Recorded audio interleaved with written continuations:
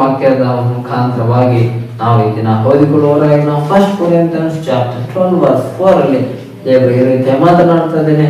Now their heart is felt is of gift but the same spirit. ವರಗಳಲ್ಲಿ ಬೇರೆ ಬೇರೆ ವಿಧಗಳು ಉಂಟು, ದೇವರ ಆತ್ಮನು ಒಬ್ಬನೇ. ಆಮೇಲೆ ಹಾಲೆಲೂಯಾ. ದೇವರ ವರಗಳಲ್ಲಿ ಏನಿದಾವೆ ಅಂದ್ರೆ ಬೇರೆ ಬೇರೆ ವರಗಳು ಕೂಡ ಇದಾವೆ. ಆದ್ರೆ ಎಲ್ಲಾ ವರಗಳು ಯಾರಿಂದ ಬರ್ತಾ ಇದೆ ಅಂದ್ರೆ ದೇವರ ಆತ್ಮನಿಂದ ಬರ್ತಾ ಇದೆ. ಆಮೇಲೆ ಹಾಲೆಲೂಯಾ. ಆದ್ರಿಂದ ಒಬ್ಬ ದೇವರ ಆತ್ಮನಿಂದ ಅನೇಕ ವರಗಳು ಬರುತ್ತೆ. ಆ ಒಬ್ಬ ದೇವರ ಆತ್ಮನೇ ಎಲ್ಲರಿಗೂ ಎಲ್ಲ ವರಗಳು ಕೊಡಬಹುದು. ಆಮೇಲೆ ನಂತರ ಅದೇ ದೇವರ ಆತ್ಮನು ಒಬ್ಬರಿಗೆ ಒಂದೇ ವರನ್ನು ಕೊಡಬಹುದು. ಆಮೇಲೆ ಹಾಲೆಲೂಯಾ.